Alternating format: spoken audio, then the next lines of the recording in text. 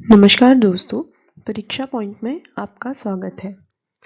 आज हम 12वीं कक्षा के राजनीतिक विज्ञान के तीसरे चैप्टर समकालीन दक्षिण एशिया के इम्पॉर्टेंट नोट्स डिस्कस करेंगे, जो कि आपके आने वाले एग्जाम्स में आपके लिए बहुत हेल्पफुल होने वाले हैं। तो आइए शुरू करते हैं। जैसे कि आप नाम से ही समझ पा रहे होंगे कि दक्षिण एशिया का मतलब है एशिया का दक्षिण हिस्सा। तो स्वतंत्रता के बाद यानी समकालीन दक्षिण एशिया किस तरह से विकसित हुआ और वहाँ पर किस किस तरह से सभी राज्यों में लोकतंत्र की स्थापना हुई, या कुछ राज्यों में तो आज के समय में भी लोकतंत्र स्थापित नहीं हो पाया है। तो इस चैप्टर में हम उसी बारे में डिस्कस करने वाले हैं। तो सबसे पहले समझेंगे कि दक्षिण एशिया में कुल कितने देश आते हैं। भारत, नेपाल, बांग्लादेश, श्रीलंका, पाकिस्तान, मालदीव्स और भूटान। भारत और श्रीलंका में ही इस हिस्से में यानी कि दक्षिण एशिया में लोकतंत्र स्थापित रहा है। इसके अलावा जो अन्य देश हैं वहाँ पर लोकतांत्रिक सरकारें आई हैं, लेकिन कुछ समय के लिए। यहाँ पे कभी सैन्य शासन का तख्ता पलट हो जाता है, तो कभी और कुछ समस्याएं आती ही रही हैं। सबसे पहला पॉइंट है पाकिस्तान और लोकतंत्र। तो पाकिस्तान में लोकतंत्र और तख्ता पलट, सैन्य तख्ता पलट चलता ही रहा है। तो सबसे पहले यहाँ थी जनरल अयूब खान की सरकार, जो कि बाद में गिरा दी गई। फिर याहिया खान के नेतृत्व में 1971 का युद्ध हुआ, जो कि पाकिस्तान हार गया भारत से, और इसके बाद बनी बेनजीर भुट्टो की सरकार। 1977 में जियाउल हक द्वारा बेनजीर भुट्टो की सरकार को भी गिरा दिया गया। इसके बाद 1982 में लोकतांत्रिक ताकतें आई और फिर बेनजीर भुट्टो को वापस से पाकिस्तान की कमान मिल गई। 2001 तक आते आते इस सरकार का भी तख्ता पलट हो गया। किसके द्वारा? परवेज मुशर्रफ ने इस सरकार को गिरा दिया। और 2008 तक यहाँ पर परवेज मुशर्रफ की सरकार ने अपनी सरकार को लोकतांत्रिक दिखाने की कोशिश की, लेकिन वो भी एक तरह का सैन्य तख्ता पलट ही था। तो ऐसा क्यों होता है? पाकिस्तान में सैन्य तख्ता पलट इतना क्यों होता है? क्योंकि यहाँ पर भूस्वामियों का राज है, धर्म गुरुओं की बातें लोग बहुत सुनते हैं, और इससे समाज में धर्म गुरुओं का ही दबदबा आज के समय में बना हुआ है, और सैन्य शासन को ये लोग सही बताते हैं। पाकिस्तान के लोकतंत्र में शासन को किसी भी प्रकार का अंतर्राष्ट्रीय सहयोग नहीं मिला है। किसी भी अंतर्राष्ट्रीय बड़ी शक्ति ने पाकिस्तान में लोकतंत्र स्थापित करवाने की कोशिश ही नहीं की। यही कारण है कि यहाँ पर अक्सर सैन्य तख्तापलट होता रहता है। अगला पॉइंट है बांग्लादेश में लोकतंत्र। तो बांग्लादेश में लोकतंत्र स्थापित होने के लिए बांग्लादेश को कितने अप्स एंड डाउन्स देखने पड़े। वो थे, जब 1947 में विभाजन हुआ भारत पाकिस्तान का, तो पूर्वी पाकिस्तान और पश्चिमी पाकिस्तान करके पाकिस्तान का भी विभाजन दो हिस्सों में हुआ। पूर्वी पाकिस्तान, जो कि आज के समय में बांग्लादेश है, और पश्चिमी पाकिस्तान था, जो कि आज के समय में पाकिस्तान है। तो ये दो पार्ट्स में डिवाइड था। 1971 में क्या हुआ कि पाकिस्तान द्वारा उर्दू भाषा को थोपा जाना, जो प्रेजेंट बांग्लादेश है, उनके लोगों ने उसके अगेंस्ट जन विद्रोह शुरू कर दिया और एक तरह से स्वतंत्र होने की मांग उठाई कि हमें पाकिस्तान से स्वतंत्रता चाहिए। और इस जन विद्रोह का नेतृत्व किसने किया? शेख मुजीबुर रहमान ने। ये एक इम्पॉर्टेंट नाम है। और ये शेख मुजीबुर रहमान कौन सी पार्टी से थे? आवामी लीग से थे। और 1971 में इन्होंने तकरीबन सारी सीटों पर ही विजय हासिल कर ली थी इलेक्शंस में। तो पश्चिमी पाकिस्तान ने जो शेख मुजीबुर रहमान थे उनको गिरफ्तार कर लिया, और उसके बाद पूर्वी पाकिस्तान यानी कि बांग्लादेश का जो ये आंदोलन था उसको रोकने की कोशिश करी। सेना जो थी पाकिस्तान की, उसने कई सारे लोगों को मारना शुरू कर दिया, और लोगों ने डर के कारण जो है भारत में पलायन करना शुरू कर दिया, जिससे भारत में जो है उस टाइम पे शरणार्थियों की समस्या बहुत ज़्यादा बढ़ गई थी। भारत ने फिर पूर्वी पाकिस्तान को आर्थिक और सैन्य मदद दी, जिसके बाद 1971 का भारत पाकिस्तान का युद्ध हुआ, और ये युद्ध ऑब्वियसली भारत ने जीता। और एक बांग्लादेश नाम का स्वतंत्र राष्ट्र का गठन हुआ। इसके बाद जो शेख मुजीबुर रहमान थे उनकी पार्टी आई और इन्होंने क्या किया कि केवल अपनी ही पार्टी को रखा उस देश में और जितनी भी सारी पार्टियां थी उनको समाप्त कर दिया। तो अगेन लोकतंत्र यहाँ पर फिर से खत्म हो गया। 1975 से 1990 के बीच तक बांग्लादेश में सैन्य तख्तापलट चलता ही रहा और इसके बाद फाइनली 1991 में जाकर जो है लोकतंत्र बांग्लादेश में स्थापित हुआ। अगला देश है नेपाल। नेपाल में लोकतंत्र किस तरह स्थापित हुआ? नेपाल में शुरुआत से ही संवैधानिक राजतंत्र रहा। यहाँ पर लोग उत्तरदायी शासन की मांग तो करते थे, लेकिन जो राजा था वो सैन्य मदद से लोगों को अपने नियंत्रण में रखता था। 1990 में जनता की मांग को पूरा किया गया, लेकिन बहुत ही सीमित टाइम के लिए।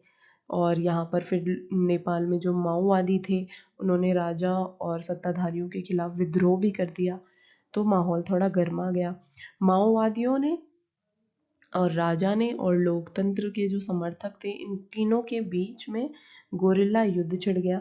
तो गोरिल्ला युद्ध अगर क्वेश्चन बनता है तो आप बोल सकते हैं कि ये नेपाल में हुआ था। 2002 में नेपाल के जो राजा हैं उन्होंने वहाँ पे संसद भंग कर दी, क्योंकि यहाँ पे कुछ समय के लिए लोकतंत्र दिया था उन्होंने, लेकिन बाद में उसको भी भंग कर दिया। 2006 में फिर अगेन नेपाल में लोकतंत्र के समर्थकों ने जो है प्रदर्शन किया और एक अहिंसक प्रदर्शन का नेतृत्व किया। किसने? 7 पार्टी अलायंस। अगर वन वर्ड आंसर आता है या क्वेश्चन आता है इस तरह का तो आप यहाँ लिख सकते हैं कि 7 दलों का जो गठबंधन था नेपाल में उसको क्या बोलते हैं? 7 पार्टी अलायंस। माओवादियों और समाजवादी कार्यकर्ताओं ने ये जो अहिंसक प्रदर्शन है वो किया। 2008 तक आते आते जो है राजतंत्र को समाप्त कर दिया गया और नेपाल को लोकतांत्रिक देश भी घोषित कर दिया गया। और इसके बाद 2015 में इस देश ने अपना संविधान भी तैयार किया।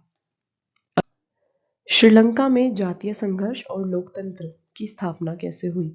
1948 के बाद श्रीलंका में सबसे बड़ी बात यह है कि लोकतंत्र स्थापित रहा। यहाँ पर सैन्य तख्तापलट देखने को नहीं मिलता, इतना क्या देखने को ही नहीं मिलता। लेकिन इससे पहले ये लोकतंत्र की स्थापना हुई कैसे? इससे पहले एक आंतरिक जातीय संघर्ष श्रीलंका को झेलना पड़ा, क्योंकि यहाँ इसमें एक क्षेत्र में, श्रीलंका के एक क्षेत्र में अलग राज्य की मांग उठ गई थी। किसके द्वारा? सिंगली भाषी जो बहुसंख्यक थे श्रीलंका के, उन्होंने कहा कि भारतीय मूल के जो तमिल भाषी लोग हैं वो श्रीलंका में नहीं रहेंगे, क्योंकि श्रीलंका के सिंगलियों का कहना था कि ये बड़ी संख्या में ये लोग यहाँ आए हैं तो और श्रीलंका जो है वो सिंघलियों का है, तो इन्होंने अपने लिए अलग राज्य की मांग शुरू कर दी। तमिलों को किसी भी प्रकार की रियायत देने के खिलाफ इन्होंने अपनी आवाज़ उठाई और कहा कि श्रीलंका सिर्फ सिंघलियों का रहेगा। इसके परिणाम स्वरूप 1983 के बाद एक उग्र तमिल संगठन की शुरुआत हुई जिसे लिबरेशन टाइगर ऑफ तमिल इल्म यानी लिट्टे के नाम से जाना जाता है। इसने अपने लिए एक अलग राष्ट्र की मांग उठा दी। तो दोनों ही भाषाई जो संगठन है, सिंघली और तमिल, इन दोनों ने अपने अपने लिए अलग अलग राज्यों की मांग उठा दी।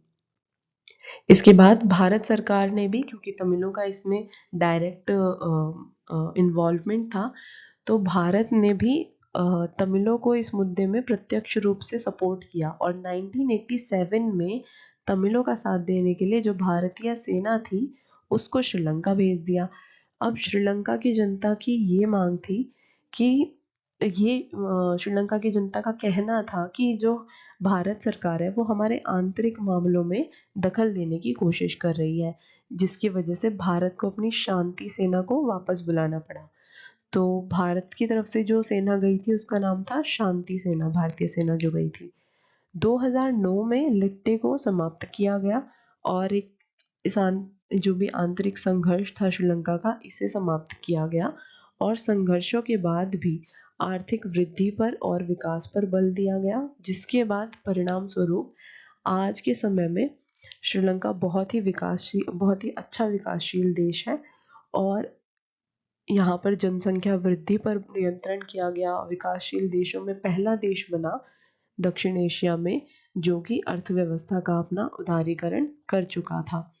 और इस देश की जीडीपी जो है दक्षिण एशिया में सबसे ज़्यादा है। ये पॉइंट बहुत इम्पोर्टेंट है। अगला है हमारा भारत पाकिस्तान संघर्ष।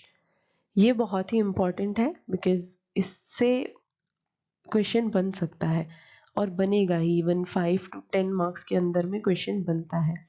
भारत और पाकिस्तान के बीच का मतभेद सभी जानते हैं, कश्मीर।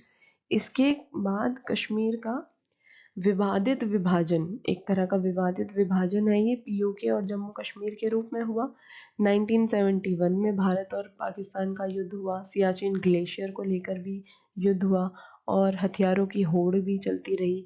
और ये मुद्दा, कश्मीर का मुद्दा, आज भी मुद्दा ही बना हुआ है। ये मुद्दा सुलझ नहीं पाया है। 1990 के दशक में दोनों देशों के पास परमाणु हथियार भी हैं और आज के टाइम पे दोनों ही परमाणु हथियार संपन्न देश है। भारत सरकार का आरोप है कि पाकिस्तान 1985 से 95 के बीच खालिस्तानी समर्थक जो है उग्रवादियों को गोला बारूद उपलब्ध कराता है। तो ये भारत की तरफ से पाकिस्तान पर कुछ आरोप लगाए गए हैं। भारत के अनुसार पाकिस्तान आज भी कश्मीर के जो उग्रवादी हैं उनको भड़काता है, भारत के खिलाफ प्रशिक्षण देता है और भारत पर आतंकवादी हमले के लिए भी उन्हें सुरक्षा प्रदान करता है। और 1998 में भारत और इसके कुछ दिन बाद पाकिस्तान ने अपना परमाणु परीक्षण भी किया, यानी दोनों देश परमाणु संपन्न हो चुके हैं। इसके अलावा, इन मुद्दों के अलावा, सिंधु नदी जल को लेकर भी दोनों देशों के बीच में विवाद रहा, जिसे 1960 में विश्व बैंक ने दखल देकर सिंधु जल संधि करवाकर इस विवाद को सुलझाने की कोशिश करी। और ये आज ये सिंधु जल जो संधि है वो आज भी कायम है, तो ये सॉर्टेड है। भारत पाकिस्तान के बाद भारत बांग्लादेश के बीच में भी कुछ मुद्दों पर विवाद है। इसमें सबसे पहला मुद्दे हैं दो, गंगा और ब्रह्मपुत्र नदी पर विवाद और ढाका द्वारा भारत में अवैध प्रसार का खंडन किया जाना और भारत के खिलाफ इस्लामिक कट्टरपंथियों का बांग्लादेश द्वारा सपोर्ट मिलना। इसके खिलाफ भारत हमेशा अपनी आवाज़ उठाता है। और बांग्लादेश सरकार का अपने इलाके से भारतीय सेना को पूर्वोत्तर भारत में जाने से रोकना भी एक विवाद का मुद्दा है इन दोनों देशों के बीच। और ढाका से भारत को प्राकृतिक गैस ना मिल पाना, देखिए क्या है कि म्यांमार से बांग्लादेश के रास्ते से होकर गैस का निर्यात करने में की अनुमति जो है बांग्लादेश भारत को नहीं देता है। ये भी एक बहुत बड़ा मुद्दा है जो इन दोनों के बीच कटु रिश्ते का कारण है। इसके बाद भी हालांकि इन दोनों देशों ने लुक ईस्ट और 2014 में एक्ट ईस्ट का हिस्सा ये दोनों रहे हैं और दोनों ही देशों ने हमेशा आपदा प्रबंधन के मामलों में एक दूसरे का समर्थन किया है। अगला है भारत और नेपाल के बीच विवाद। नेपाल के साथ संबंध तो बहुत अच्छे हैं, लेकिन एक दो चीज़ों में मुद्दे क्रिएट हो जाते हैं। तो दोनों देशों के बीच, ये सभी जानते हैं, बिना पासपोर्ट के आवाजाही है। दोनों देशों के संबंध जो है बहुत मधुर है। कुछ पुराने मनमुटावों के कारण और थोड़े प्रॉब्लम्स हैं।